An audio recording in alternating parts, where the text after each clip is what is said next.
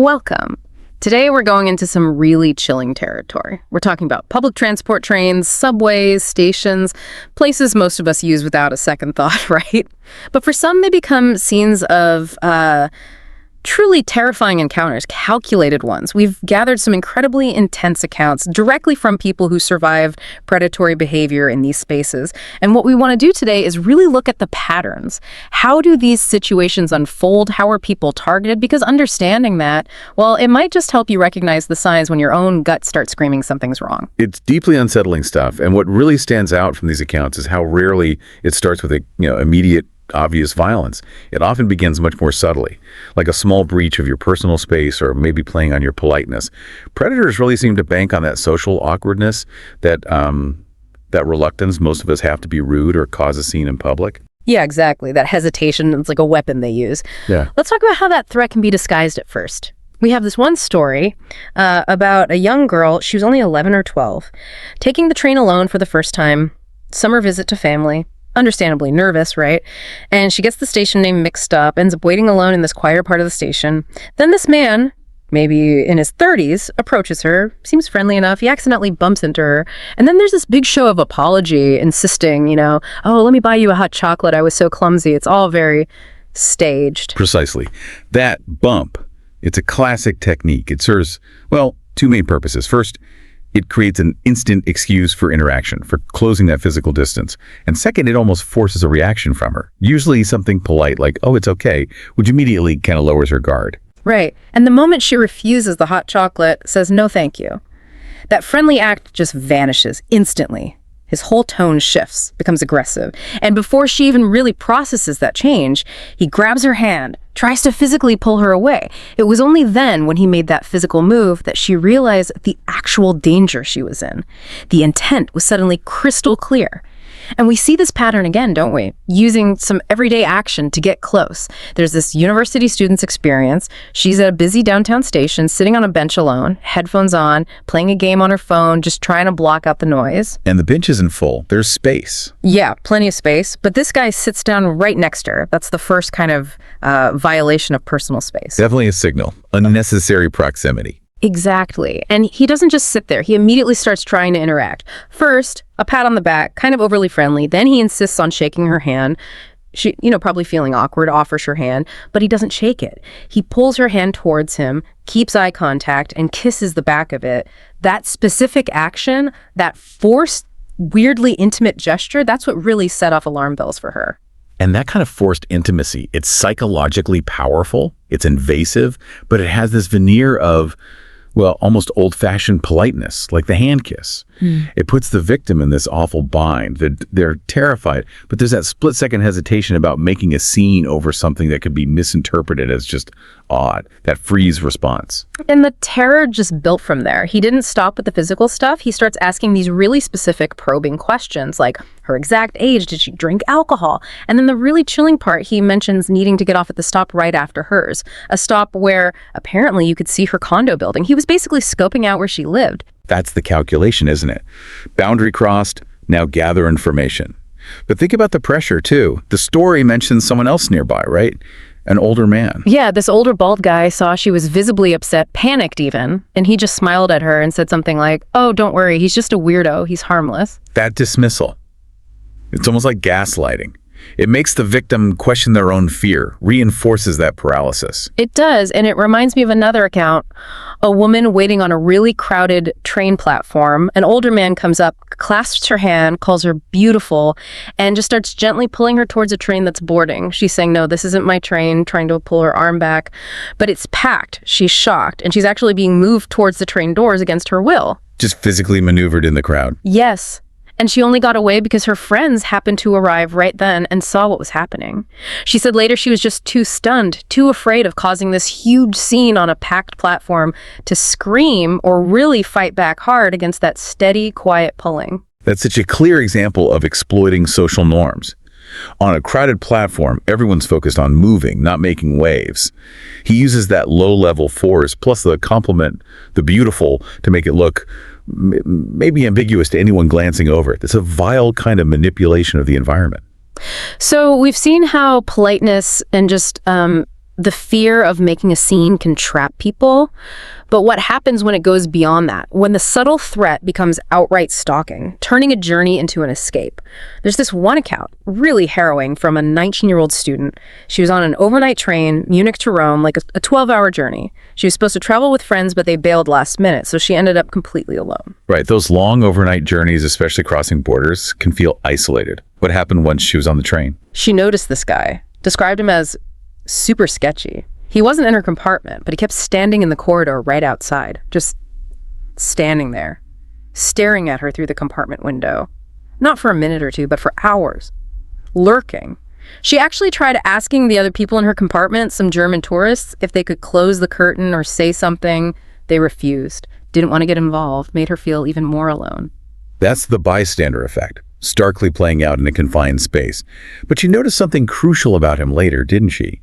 Something that points to how planned this might have been. Yes. The most chilling detail. This guy, on a 12-plus-hour international overnight trip, had zero luggage. None at all. No bags. That's highly suspicious. It suggests his reason for being on that train wasn't about reaching a destination in the normal sense. Yeah. The journey itself might have been the purpose, the hunt. It really makes your skin crawl. She said she had to practically run past him to use the bathroom, and on the way back, he deliberately pressed up against her in the narrow hallway. And the terror didn't even end when the train arrived in Rome. He followed her off the train. He did. She thought she'd lost him in the crowds at Rome Termini station, started running for the local metro, looked back, and there he was. Coming down the stairs, scanning the crowd, actively looking for her. The chase went on to the metro. She kept moving from car to car. Her escape was pure desperation. As her local train was leaving a station, the doors were closing. She literally threw herself back into the closing doors, just managed to squeeze through as they shut. She looked back and saw him on the platform, screaming, furious, as her train pulled away. That level of persistent pursuit, it's terrifyingly calculated. It really forces us to reconsider the narrative. We often want to categorize these individuals as perhaps opportunistic or mentally unwell. But someone traveling that far with no luggage, seemingly with no purpose other than tracking her, it suggests a planned malice.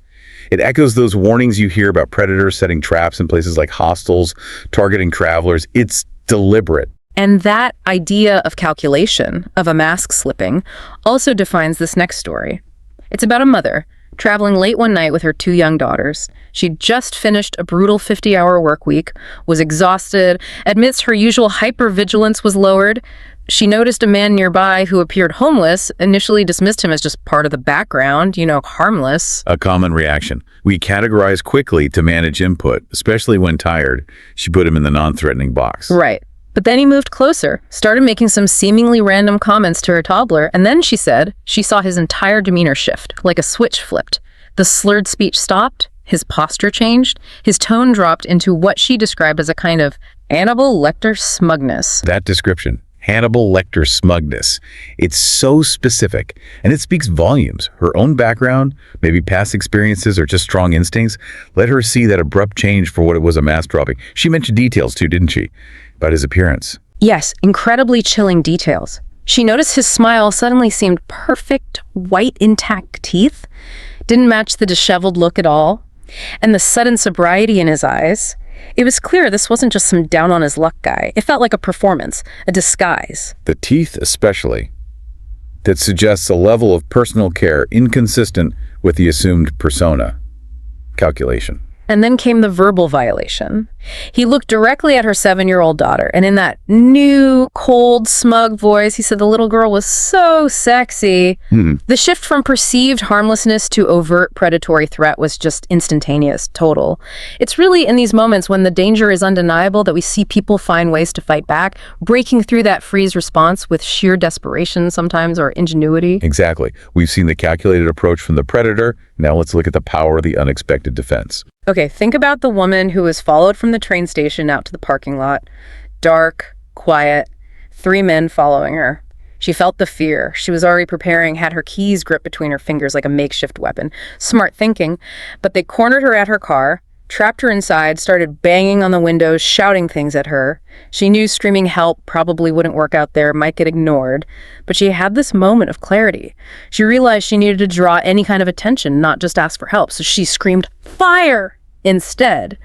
And brilliantly, at the same time, she hit her car's panic button, set off that incredibly loud alarm. That's fantastic. Using noise like that, unexpected, jarring, impossible to ignore noise, it completely shatters the predator's control.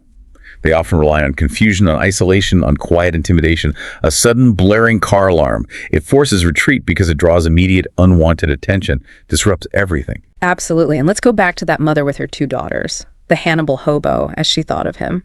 When he followed her into the next train car, she decided she was done being passive. She knew this was it, a critical moment.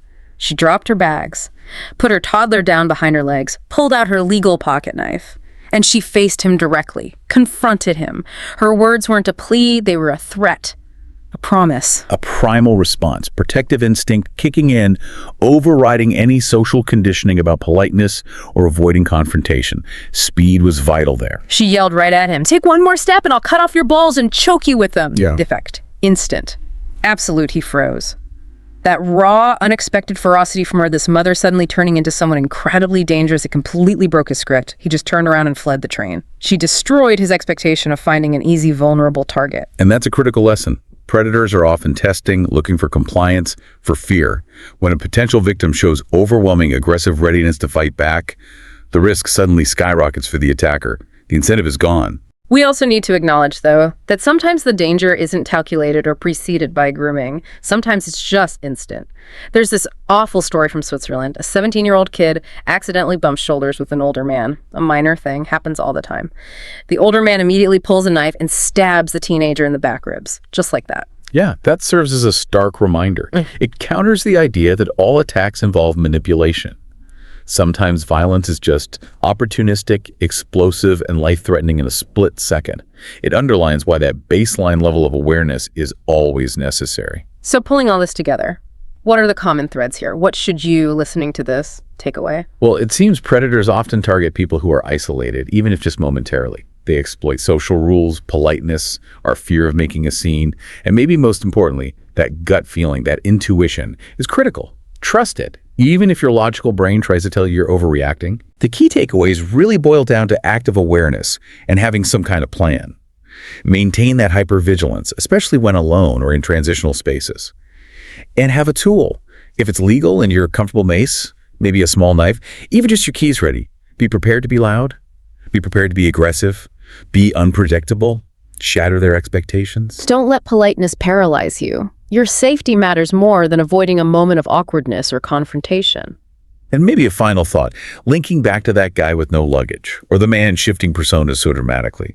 We need to be careful not to automatically assume all attackers are simply desperate or unwell. The level of planning we sometimes see, the sophisticated way they can mask their intentions, the willingness to travel just to find a victim. It points towards something more calculated, more deliberate. Sometimes these aren't random encounters, they're hunts. That is a very sobering and important point to end on.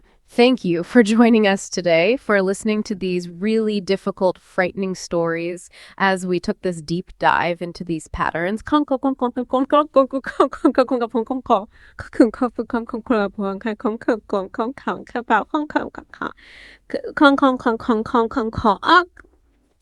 Docx. If you love horror stories and murder cases, we invite you to follow our Horror Docx channel.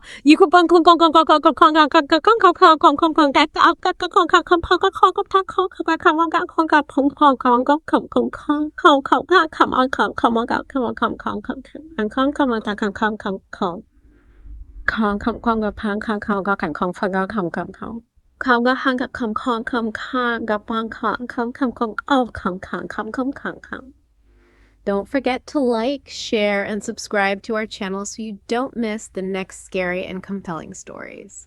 Goodbye, and may you be safe.